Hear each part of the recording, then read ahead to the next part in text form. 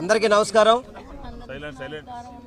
ఏదైతే మొన్న ఒక దుర్మార్గ కాండ, ఒక రాక్షస కాండలాగా ఈ జోజినగర్లోని ఏదైతే 42 ఫ్లాట్స్ ఉన్నాయో తెల్లవారుజామున వచ్చి ఇంట్లో మనుషులు ఉన్నప్పటికీ కూడా, చర్చిలో ప్రేయర్ జరుగుతున్నప్పటికీ కూడా చిన్నపిల్లలతో ప్రెగ్నెన్స్తో ఇంట్లో లోపల ఉంటే బలవంతంగా వాళ్ళందరినీ కూడా ఏమాత్రం టైం ఇవ్వకుండా, ఏమాత్రం కొంచెం కూడా టైం ఇవ్వకుండా బలవంతంగా వాళ్ళని పోలీసులు బ్లేడ్ బ్యాచి, అదేవిధంగా రౌడీల్ని చాలామందిని తీసుకొచ్చి ఇక్కడికి వాళ్ళ ద్వారా రౌడీజం చేసి అందరినీ కూడా భయభ్రాంతులు చేసే విధంగా నిష్పక్షపాతంగా, చాలా ద్రోహంగా, చాలా కర్కోటంగా ఈ బిల్డింగ్లు పడేయడం జరిగింది.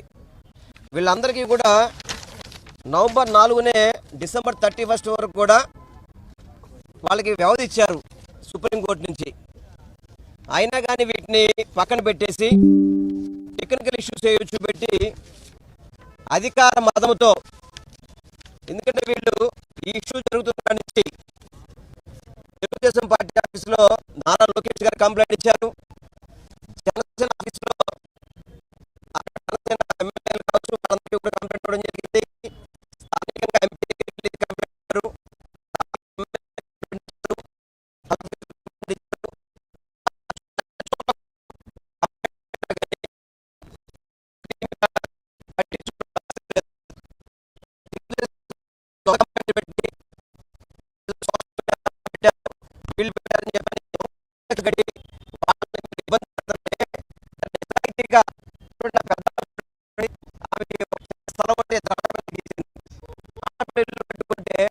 ఆయన దుర్మార్గంగా కూల్చేశారు. వీళ్ళకైతే బిల్డింగ్కి బ్యాంక్ లోన్ కూడా ఉంది, రిజిస్ట్రేషన్ అయింది. అదేవిధంగా కార్పొరేషన్ మున్సిపల్ ప్లాన్స్ ఉన్నాయి, పన్నులు కడుతున్నారు, కరెంటు ఉంది, వాటర్ సప్లై ఉంది.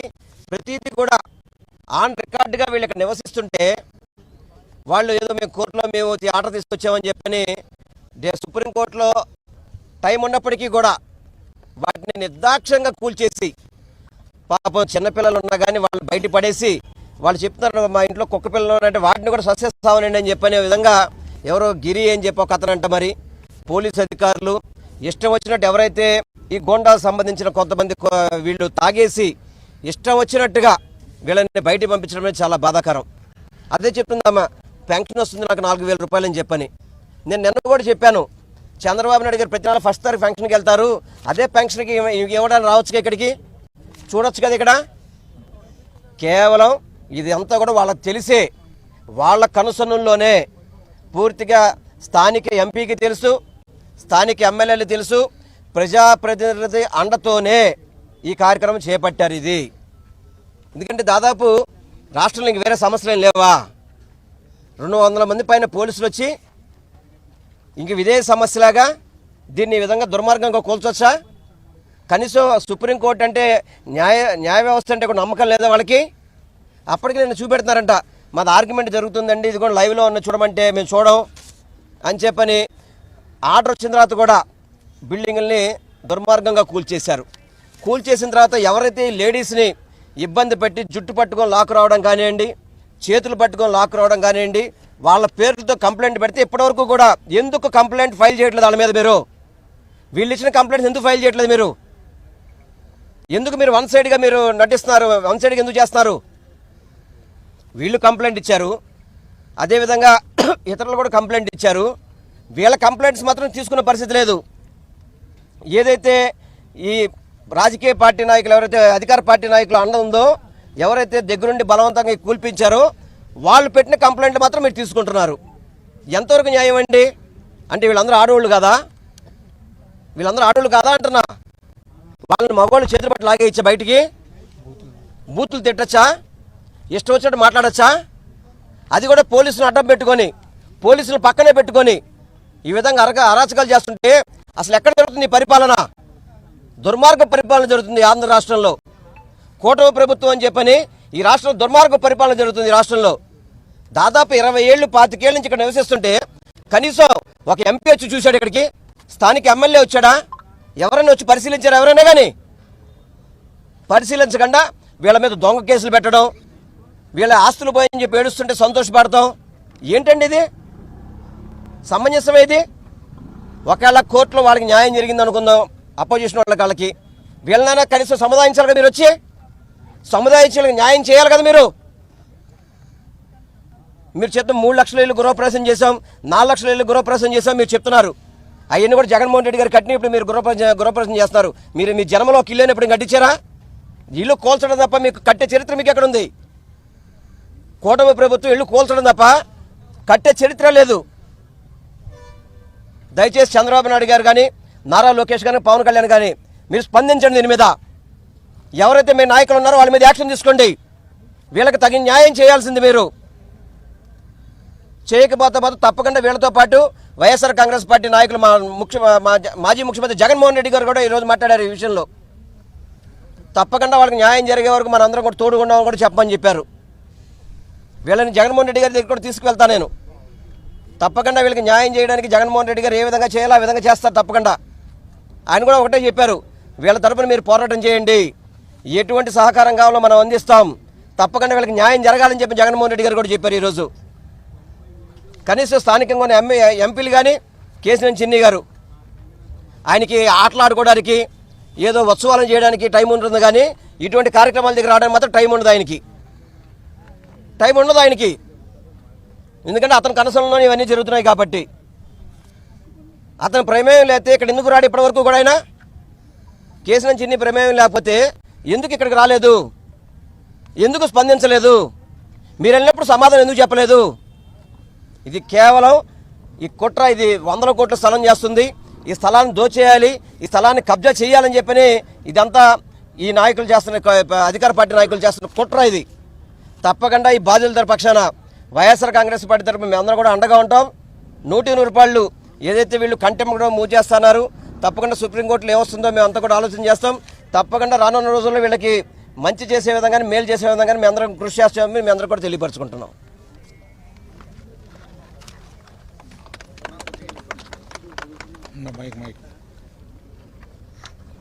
ఈరోజు పశ్చిమ నియోజకవర్గంలోని జోజినగర్ ప్రాంతంలో కూటమి ప్రభుత్వంలో ఉన్న స్థానిక ఎంపీ కానివ్వండి, స్థానిక ఎమ్మెల్యే కానివ్వండి, వీళ్ళిద్దరు ఒక సహకారంతో దాదాపుగా 200 మంది పోలీసుల్లా కాకుండా ఒక గూండాలుగా, రౌడీలుగా అర్ధరాత్రి పూట తెల్లారుజామున వచ్చి ఇంట్లో మహిళలను చూడకుండా, చిన్నపిల్లలు ఉన్నారని చెప్పి చూడకుండా, పాపం పెద్దవాళ్ళు వయసులో ఉన్న వాళ్ళని గారు చూడకుండా కొంతమంది గూండాలతో పోలీసులు కలిసి పాపం అందరిని గారు బయటికి తీసేసి వాళ్ళ ఇల్లు అన్ని గారు పగలగొట్టి ఈరోజు ఒక రౌడీ రాజకీయం విజయవాడ నగరంలో, ఈ రాష్ట్రంలో జరుగుతుంది.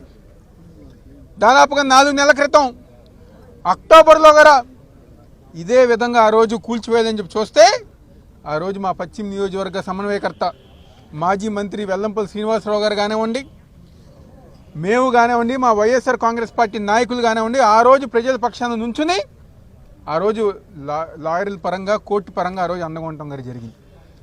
మళ్ళీ ఈరోజు ఒక చిన్న టెక్నికల్ రీజన్స్తో గూండాయిజంగా, రౌడీయిజంగా ఈరోజు పోలీసులతో పాపం వీళ్ళందరం గారు ఇబ్బంది పెడతాం గారు జరిగింది.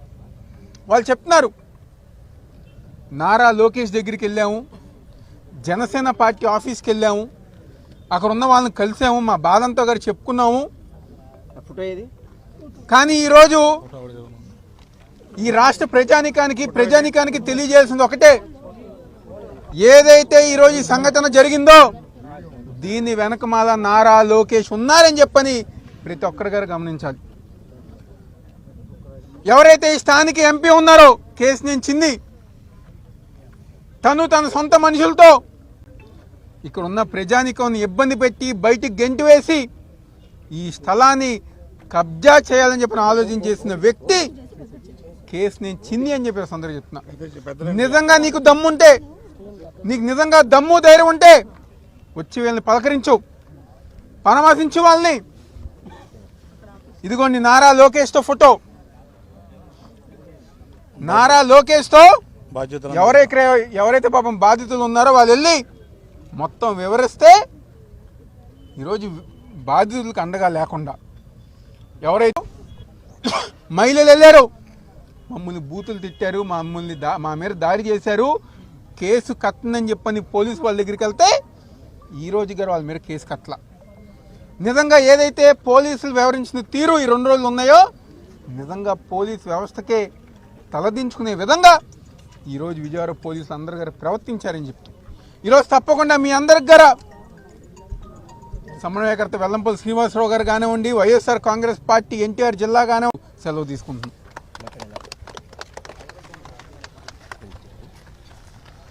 ఈరోజు ముందు నుంచి మేము చెప్తా ఉన్నాం. దానికి కారణం ఈరోజు 43 గృహాలని కాపురాలు ఉంటున్నటువంటి, లోన్లు తీసుకున్నటువంటి, అదే ఆధారంగా ఉన్నటువంటి కుటుంబాలని తెలుగుదేశం ప్రభుత్వంలో ఉన్నటువంటి పోలీసు వ్యవస్థ కానీ, రెవెన్యూ వ్యవస్థ కానీ, అలాగే వాళ్ళు అలసి ఇవ్వడం బట్టి గూండాలు వారు విజృంభించారు. ఈ ల్యాండ్ అర్బన్ ల్యాండ్ సీలింగ్కి సంబంధించినటువంటి ల్యాండ్. సొసైటీలు ఏర్పడ్డాయి, చనిపోయారు, ఫేక్ డాక్యుమెంట్లతో కబ్జా చేయాలని చెప్పని కోర్టులతో తప్పుదారి పట్టించి రేట్లు పెరిగిన తర్వాత మా ప్రభుత్వంలో మేము ఇలాంటి సంఘటనలు ఎక్కడ కూడా జరగకుండా చూసుకున్నాం. ఎవరికి కూడా తావు ఇవ్వలేదు ఈ అరాచకాలకి. ఈరోజు కొంపల్ని కూల్చేటటువంటి ప్రభుత్వం అధికారంలో ఉంది. బాధ్యత లేదా? ఈ ప్రభుత్వాన్ని నడుపుతున్నటువంటి కూటమి నాయకులు చుట్టూ వీళ్ళందరూ తిరిగినప్పుడు, లోకేష్ గారి దగ్గరికి వెళ్ళినప్పుడు, పవన్ కళ్యాణ్ గారి ఆఫీస్కి వెళ్ళినప్పుడు, ఎంపీ దృష్టికి తీసుకెళ్ళినప్పుడు, స్థానిక ఎమ్మెల్యే దృష్టికి తీసుకెళ్ళినప్పుడు వీళ్ళందరూ ఏం చేస్తున్నారు? ఈ కబ్జాకోరులకి, ఈ భూమిని అక్రమంగా కాజేయాలనుకున్నటువంటి వాళ్ళకి వెన్నుదన్నుగా ఈ ప్రభుత్వం ఉండబట్టే ఈరోజు ఇంత పెద్ద సంఘటన. తెల్లవారుజామునే వందల మంది రౌడీలతో, గూండాలతో, పోలీస్ యంత్రాంగం యొక్క భద్రతతో మీ మీదకి వచ్చి మిమ్మల్ని ఇల్లు కోల్చడం అనేది చాలా దారుణమైనటువంటి విషయం. బుల్డోజర్లతో కొంపలు కోల్చడం ఏంటి? అసలు ప్రభుత్వం ఆంధ్రప్రదేశ్లో ఉందా? ఇల్లు లేక రోడ్ల మీద అద్దె కొంపల్లో ఉన్నటువంటి వాళ్ళ సంఖ్య లక్షల్లో ఉంటే, ఎక్కడో చోట ఇల్లు కట్టుకుని లోన్లు తీసుకుని వాళ్ళ జీవనం వాళ్ళు గడుపుతున్నటువంటి పేద ప్రజల పట్ల ఈ ప్రభుత్వం కర్కశంగా వ్యవహరిస్తూ ఉంది.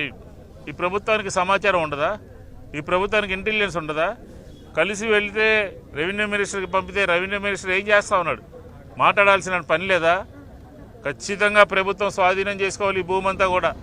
ఎవరైతే ఉన్నారో వాళ్ళు ఉన్నటువంటి ఇళ్ళకి వాళ్ళకి పట్టాలు ఇవ్వాలి, హక్కు ఇవ్వాలి. కోర్టులో ఉందని చెప్పని ఒక వంకతో కోర్టులో ఉంటే ప్రభుత్వం ఇంటర్ఫీర్ కావాలి, చట్టాన్ని ఉపయోగించాలి. మా ప్రభుత్వంలో ఇలాగే కొంతమంది కోర్టులను అడ్డం పెట్టుకుని ల్యాండ్ని కాజేయాలని చెప్తే ప్రభుత్వం ఆగమేఘాల మీద. ప్రభుత్వంకు ఉన్నటువంటి రైటు ఎవరికి కూడా ఉండదు.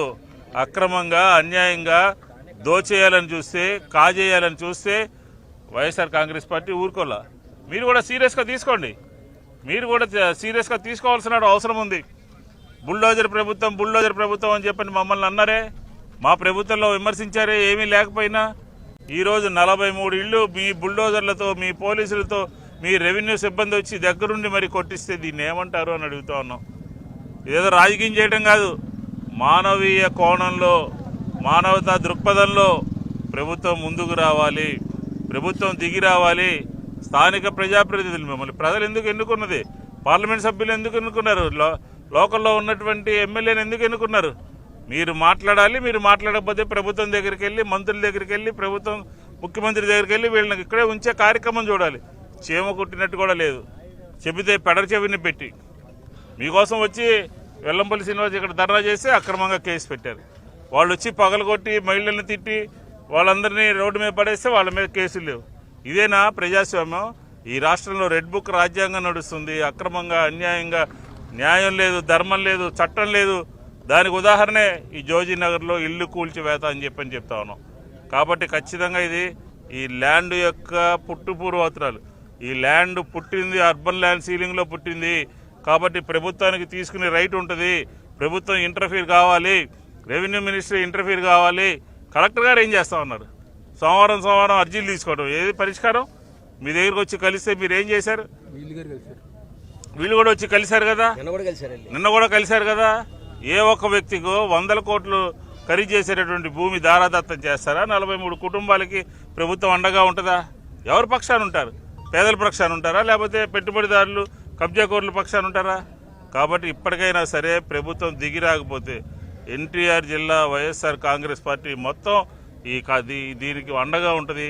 దీనికి ఏం చేయాలో ఎలా చేయాలో జగన్మోహన్ రెడ్డి గారితో కూడా ఈరోజు ఉదయం చెప్పడం జరిగింది. ఆయన వచ్చే వారం వచ్చిన తర్వాత వారి దగ్గర కూడా వెళ్ళి ఒక న్యాయపరంగా చేయాలా, లేకపోతే పొలిటికల్గా చేయాలా, ఏ రకంగా చేయాలనే దాని మీద ఒక ఆలోచన చేస్తాము అని చెప్పాను. కాబట్టి ఖచ్చితంగా ప్రభుత్వం ఇలాంటివన్నీ కూడా చూస్తూ ఊరుకుంటే ఈ విజయవాడ నగరంలో ఖరీదైనటువంటి లక్షల కోట్లు ఖరీదు చేసేటటువంటి భూములన్నీ కూడా గద్దెలు తన్నుకెళ్ళడానికి చట్టంలో ఉన్నటువంటి లొసుగులను ఉపయోగించుకుని ఈ రకమైనటువంటి కార్యక్రమం తీసుకుంటున్నారు. దీన్ని మేము ఈ బుల్డోజర్లు వచ్చి పోలీసుల సమక్షంలో రౌడీలందరూ కూడా విహారం చేసి ఇళ్లని కూలగొట్టడాన్ని వైఎస్ఆర్ కాంగ్రెస్ పార్టీ తీవ్రంగా ఖండిస్తుంది. మీ పక్కన వైఎస్ఆర్ కాంగ్రెస్ పార్టీ ఉంటుందని చెప్పడం కూడా ఈ సందర్భంగా తెలియజేస్తాం.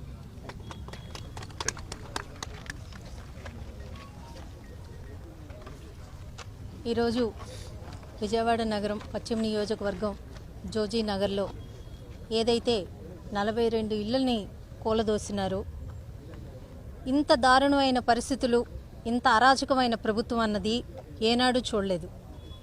ఎందుకు ఇంత దారుణం చేస్తున్నారు? మీరు ఏదైనా కోర్టులో గెలుచుకున్నారు, లేకపోతే కోర్టు పరిధిలో ఉందేనంటే ఇక్కడ ఒక బోర్డు పెట్టినా ఇది కోర్టు పరిధిలో ఉందేనన్నా వీళ్ళెవ్వరూ కొనుక్కునేవారు కాదు. ఈరోజు వాళ్ళకి పూర్తి స్థాయిలో రిజిస్ట్రేషన్లు కల్పించి రిజిస్ట్రేషన్లు జరిగిన తర్వాత వాళ్ళు బ్యాంకుకి లోన్లకు అప్రోచ్ అయ్యి బ్యాంకు లోన్లు తీసేసుకొని ఈరోజు కార్పొరేషన్ పరిధిలో కూడా అన్ని పర్మిషన్లు వాళ్ళకి ఇచ్చి ఇంత పెద్ద ఎత్తున ఈరోజు వీళ్ళు ఇక్కడ ఇల్లులు కట్టుకుంటే ఒక్క నిమిషంలోనూ వచ్చి బుల్డోజర్ తోటి కొట్టి మీరు ఇల్లుల్ని కూలదోసినారే, రేపు పొద్దున్న వాళ్ళు బ్యాంకు లోన్లు ఎలా కడతారు? బ్యాంకులు ఊరుకుంటాయా? ఆ లోన్లు క్లియర్ చేయకపోతే వాళ్ళు ఊరుకుంటారా? ఈ రకమైన పరిస్థితులను, ఇంత దారుణమైన పరిస్థితులు ఇక్కడ ఉంటూ లోకల్ నాయకులు ఏం చేస్తున్నారు? లోకల్ ఎమ్మెల్యే గారు ఏం చేస్తున్నారు? ఎంపీ గారు ఏం చేస్తున్నారు? ఇన్ని రకాలుగా వాళ్ళు ఎక్కే గడప దిగే గడప ప్రతి ఒక్క నాయకుడి దగ్గరికి, ముఖ్యమంత్రి దగ్గర నుంచి, లోకేష్ గారి దగ్గర నుంచి, పవన్ కళ్యాణ్ గారి దగ్గర నుంచి అలా ఎక్కన గడపంటూ లేదు, ఎక్కన చెప్పని అధికారులు లేరు. కానీ ఒక్కరు వచ్చి ఏందమ్మా మీ బాధ అని అడిగినోళ్ళు లేరు. ఈరోజు వాళ్ళు ఎవరైతే వీళ్ళు కమ్మినారో కనీసం వాళ్ళని కూడా ప్రశ్నించే ఇది లేదు. ఎంత దారుణంగా ఉంది! అమ్మినోళ్ళు బాగానే ఉన్నారు, ఈరోజు మేము కోర్టులో గెలుచుకున్నాము అన్నోళ్ళు బాగానే ఉన్నారు. మరి వీళ్ళ పరిస్థితి ఏంటి? వీళ్ళకి ఎవరు న్యాయం చేస్తారు? ఇంత అన్యాయం చేస్తున్నారా? ఇంత దారుణమైన పరిస్థితులను నెలకొల్పుతుంటే, ఒక సిటీలో ఇలాంటి దారుణమైన పరిస్థితులను నెలకొల్పుతుంటే అసలు నిమ్మకు నీరెత్తినట్టు ఊరుకుంటుందే ఈ కూటమి నాయకులు. ఎంత దారుణమైన పరిస్థితి! ఇలాంటి నాయకులనా ఎన్నుకున్నదే అని చెప్పి వాళ్ళు లబోదిబోమని ఏడుస్తున్నారే. ఆ పెద్ద అయితే అసలు ఏడుస్తున్నట్టే ఉంది. 2 ఆడపిల్లలకి నేను కట్నంగా ఇచ్చుకున్నాను, ఈరోజు నా కూతుళ్ళ పరిస్థితి ఏంటి? మా అల్లుళ్ళు ఇల్లు కట్టుకున్నారు, అవి కూడా కోల్దోసినారు, ఈరోజు నా కూతురుని ఏలుకోకపోతే నా పరిస్థితి ఏంటి అని నన్ను అడుగుతుంది. ఎవరు సమాధానం చెప్తారు ఇట్లకి? వైఎస్ఆర్సీపీ పార్టీ తరఫున ఈరోజు మా జిల్లా అధ్యక్షులు అవినాష్ గారు కానీ, మా మాజీ మంత్రివర్యులు వెల్లంపల్లి శ్రీనివాసరావు గారు కానీ, అలాగే మా మాజీ ఎమ్మెల్యే గారు విష్ణు గారు, మా పార్టీ నాయకులు, మా కార్పొరేటర్లు, క్యాడర్ మొత్తం ఈరోజు ఇక్కడికి వచ్చాము. ఈ విషయం ఏదైనా కానీ తేలకపోతే, ప్రభుత్వం దిగిరాకపోతే, లోకల్ ఎంపీ గారు, ఎమ్మెల్యే గారు వచ్చి వీళ్ళకి సంఘీభావం తెలియజేయకపోతే ఊరుకునే పరిస్థితి లేదు. తల్లి బిడ్డ క్షేమం అన్నట్టు ఏదో ఒక పంచాయతీ చేయాలి, లేకపోతే ఏదో వాళ్ళని వీళ్ళు కూర్చోబెట్టాలి, మాట్లాడాలి. వాళ్ళకి ఏ రకంగా న్యాయం జరగాలా అన్నది, మిమ్మల్ని ఎన్నుకున్నందుకు, మీకు ఓట్లేసినందుకు మీరు కనీసం వచ్చి స్పందించాలి. అది కూడా లేకుండా ఇంత దారుణమైన పరిస్థితుల్లోనే ఇంతమంది ఆడపిల్లలు ఈరోజు రోడ్డు మీద హలో లక్ష్మణ అని ఏడుస్తుంటే మీకేమి తెలియనట్టు ఉంటున్నారే. ఈ ఉసురు కంపల్సరిగా ఈ కూటమి నాయకులకు తగులుద్దని తెలియజేసుకుంటున్నాం.